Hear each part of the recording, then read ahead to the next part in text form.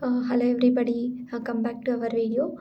Today video is my video is like ఎవరైనా like fresher నుండి like switch అవ్వాలి అని అనుకునే వాళ్ళు లైక్ రెజ్యూమ్ ఎలా ప్రిపేర్ చేసుకోవాలి అనే డౌట్ అనేది ఉంటుంది.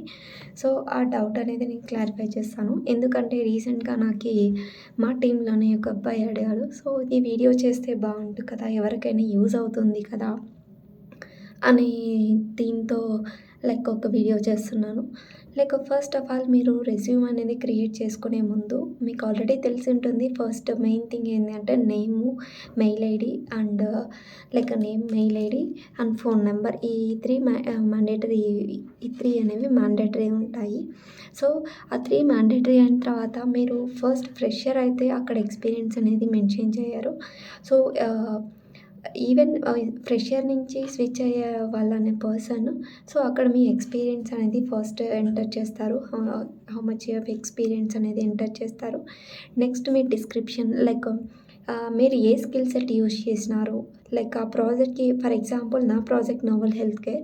నేను ఆ ప్రాజెక్ట్కి నేను జావా 1 యూజ్ చేశాను, స్ప్రింగ్ బూట్, మైక్రో సర్వీసెస్ ఇలా స్కిల్ సెట్ అనేది యూజ్ చేసినాను. మీ ఆ స్కిల్ సెటే యూజ్ చేసినారు కాబట్టి అట్లా డిస్క్రిప్షన్లో మెన్షన్ చేయండి.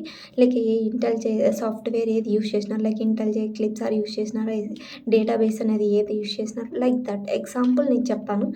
అలా మీరు ఏది ప్రాజెక్ట్లో యూజ్ చేశారో, మీరు ఏది ఎక్స్ప్లోర్ చేశారో ఆ ప్రాజెక్ట్లో, ఆ స్కిల్ సెట్ అనేది అక్కడ యూజ్ అవుతుంది. ఆఫ్టర్ దట్ అలా యూజ్ అయిన తర్వాత నెక్స్ట్ అనేది ప్రాజెక్ట్ ఎలా యాడ్ చేసుకోవాలి.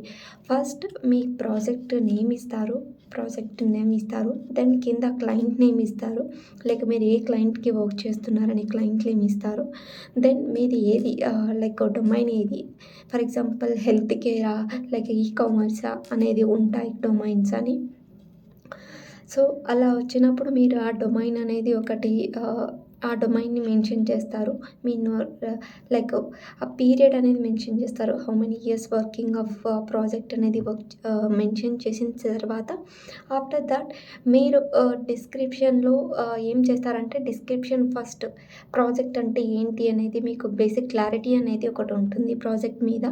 ఆ క్లారిటీ అనేది డిస్క్రిప్షన్ ఇచ్చేయాలి. ఫర్ ఎగ్జాంపుల్ నేను నోవెల్ హెల్త్ కేర్, నా హెల్త్ కేర్ డొమైన్లో ఎన్ని డొమైన్స్ యూజ్ చేశాను అని నాకు ఎగ్జాంపుల్ 9 డొమైన్స్ ఉంటాయి.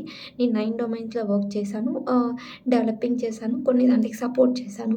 అలా మీరు ఎన్ని దాంట్లోకి చేశారు, ఎన్నిటి యూజ్ చేశారు అనే విధాన్ని మీరు చూసుకొని ఆఫ్టర్ దట్ మీ ఆ డిస్క్రిప్షన్ ఇచ్చేయాలి. తర్వాత roles and responsibility and before ముందే ఆ డిస్క్రిప్షన్ ముందే చెప్పాను కదా, క్లయింట్ నేమ్ అనేది, టీమ్ సైజ్ కూడా మెన్షన్ చేస్తారు. టీమ్ సైజ్ ఎంత, 6 మెంబర్స్ 7 మెంబర్స్ అనే టీమ్ సైజ్ కూడా మెన్షన్ చేస్తారు. అలా మెన్షన్ చేసేసిన తర్వాత డిస్క్రిప్షన్ ఇచ్చేయండి. డిస్క్రిప్షన్ ఇచ్చిన తర్వాత రోల్స్ అండ్ రెస్పాన్సిబిలిటీస్ లైక్ ఆ ప్రాజెక్ట్కి ఏం యూజ్ చేశారు. ఇప్పుడు నేను నోవెల్ హెల్త్ కేర్కి నేను కమ్యూనికేషన్స్ అనేది యూజ్ చేశాను. ఎందుకంటే పేషెంట్కి డాక్టర్కి కమ్యూనికేషన్ అనేది ఇంపార్టెంట్. సో అలా కమ్యూనికేషన్ యూజ్ చేశాను. So micro services communications use చేశాను, స్ప్రింగ్ బూట్ యానిటేషన్స్ యూజ్ చేశాను, జావా 1.8 న్యూ ఫీచర్స్ అని యూజ్ చేశాను. డేటాబేస్ అనేది జావా ప్రాజెక్ట్స్కి మెయిన్ కాబట్టి సో డేటాబేస్ అనేది mandatory. You can add it up. Database is mandatory.